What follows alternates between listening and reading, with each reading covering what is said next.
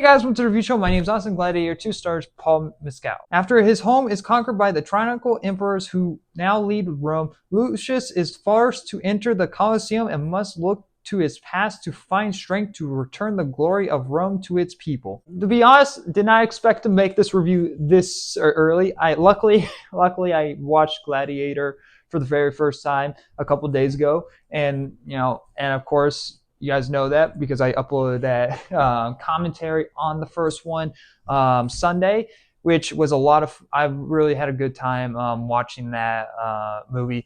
Really enjoyed it. Had a lot of fun with it, and probably one of my favorite commentaries I've uploaded. So go check that out if you haven't already after this review. Now, how is the sequel after like 24 years? Yeah, because the first one came out in 2000, so it's been 24 years since that one. I enjoyed this movie from an action standpoint. They go bigger in this movie. The stunts are much more grander. Even the set pieces are bigger. I really like the opening sequence in this movie. It involves like this ships versus land type of sequence. It's kind of like the best way I can describe it. And you get to see like a guy get impaled with this big arrow, and it's a lot of fun in that way. And next to all the Colosseum stuff, of course, is a lot of fun. You get more boat stuff in that. Ridley Scott did research that they would pour water into the Colosseum, and next they would have ship battles, and you get to see a form of what that could have looked like back then in this movie, which was a lot of fun.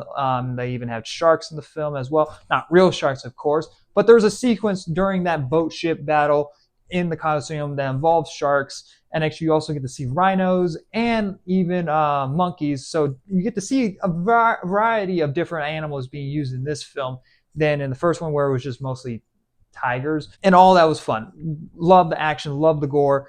Like in the first one, I love it. Where the movie really falls for me, though, is its characters. Now, the first one doesn't really, I wouldn't say, have amazing characters either, but the characters in there, you understand their motives. You understand that Russell Crowe's character is mainly going out for revenge and wanting his freedom because the country that he is fighting for turned his back on him and basically just threw him under because he didn't represent what this emperor wanted, basically. This jealous boy that wasn't really the emperor but then became the emperor. I like calling him a bitch in that commentary. You understood that in the movie. I didn't really understand Lucius's character in this movie. He was very confusing. I'm not gonna bash Paul Michelle. I think that's how you say his name. I'm pretty sure I'm messing up his name. It's almost Pascal, but with an M in some way. He does a fine job with whatever he's given, and honestly, he isn't really the issue. I've been hearing some reviews saying that he kind of is a little weak. I think it's more of his character that is really weak. There's nothing really to grasp for his character. This basically is Maximus, Russell Crowe's character from the first one, but less interesting. He has a wife in this movie who dies during a certain action event, and so he wants the revenge on the general, which is Pedro Pascal's character. So that is really his motive, but then his motive kind of changes later on in the film. Half of the film is really his motive of getting revenge, but then there's a side plot of really kind of trying to hint at he's trying to also run away from his past, that he doesn't want to be basically the emperor of, he doesn't want to take the throne of this empire. He doesn't want to represent anyone besides himself, really. He's kind of like a loner in that way. But the film never really dives into it, and next when that becomes like the focal point of the whole entire film, it kind of felt out of nowhere. It didn't feel cohesive with the story that they were originally telling, which was this revenge story. It's been very interesting because Pedro Pascal has much of a two-sided coin to him. He's basically Two-Face in this film a little bit. I don't mean literally the villain Two-Face, not like that, but he has two different personalities almost, really. He basically, whenever he's in the public eye, he does whatever the emperors say, and he goes out and fights the wars for him, but he really does not agree with whatever is going on in the empire with Rome. And so there's this whole entire other side of that story that also could have been interesting and conflicted in that way with Paul's character Lucius, but they don't really dive into any of that. And next when the resolution is kind of resolved in that way, it just felt half-assed, and it's just okay, well, that's it. Time to move on. And the movie just continues on. And it's like, wait, what? You spent like an hour and a half of the movie setting this up, setting up these two fighting with one another that could, who are really kind of see somewhat eye to eye, but you did kill, but you did kind of kill Lucius's wife, and he wants revenge, and it's just like it's like, and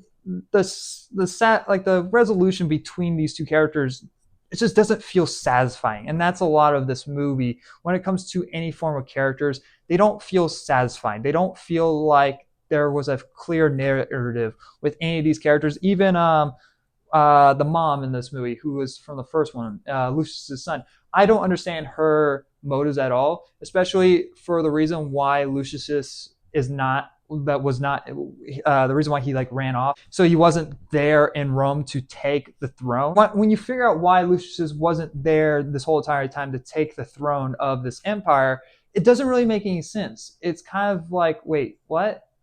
Huh? You're telling me it's better off for it? That doesn't make any sense. You're saying that it's better off to be out there than be here. It just didn't make any sense. And I'm trying not to go into spoilers. I might do a spoiler review. Who knows? We'll see. Denzel Washington, if anything, he's probably the best part about the whole entire film. When it comes to his character's motive, like, you understand that he only cares about power. He cares about dethroning basically the emperors in this whole entire film. And that's very clear from beginning to end. Like, that's his whole entire motive. He's kind of like a secondary villain throughout the whole entire film. And he's the only one that kind of makes any form of sense. And you kind of understand his point of view whenever some things about his past get revealed. I'm like, okay, that kind of makes sense. I can understand why he's doing what he's doing. Understandable. Joseph Quinn, who I love in A Quiet Place Day 1, who I did like in Stranger Things 4. He's probably the best thing about Stranger Things lately. He's the only was the best character in that show, when that show has already been fucking derailing as it is. He felt wasted in this movie, like mostly this whole entire cast felt wasted. You can basically plop any actors in any of these roles, and it wouldn't really make a difference besides Denzel Washington. He's kind of the only one that can stay, but again, if you really take him out, it wouldn't change anything about the movie of how it feels if you replace him with a different actor. I was very curious to see if Joseph Quinn will bring some form of intimidation, some form of presence to the screen as a villain, essentially, in this movie. He just essentially just plays Joaquin Phoenix's character. Really, he's kind of like a bitch. He's kind of a spoiled little brat who is just, and which I get the understanding of that. It's kind of like poetry. Like, history just repeats itself. But I wanted a villain that brought some presence. Here, it's really just the bare minimum. He just kind of just shows up and starts yelling, and it got annoying after a while. And he kind of just didn't really add much to the film. And so when anything went down with this character, I just didn't really care. I wasn't really invested that much. Now, with that being said, a lot of the movie is saved by the action. I really love the action in this movie. I think that's the really highest point of the film. There's some minor little things about each character I like, but not really that much to grasp on, to get behind. Like, I understand the revenge for Lucius.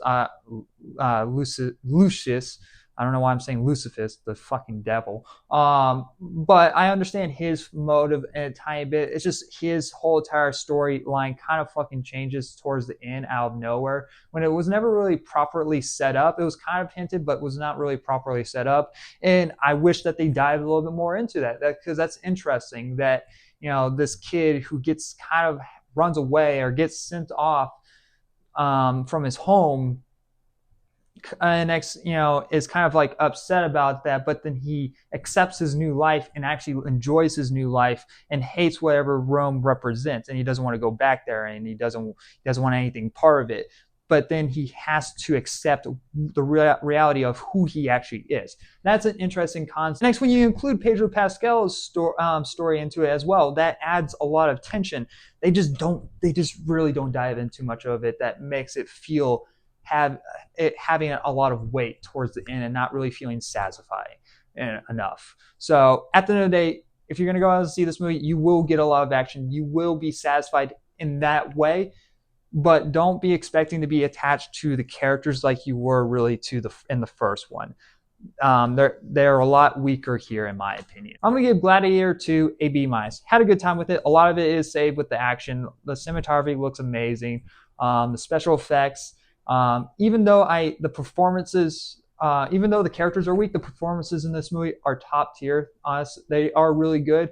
But again, you could still replace them with any actor. Still did a good job in their roles that they were given with the material that they were given. Hopefully you guys enjoyed the review. I'm curious to hear your guys' thoughts down below in the comment section. Have you seen Gladiator 2? Did you get a chance to see it early? Let me know. Are you going to still go see it this week? So anyway, guys, thank you very much for watching. And like always, I'll see you guys in the next review. Bye, guys.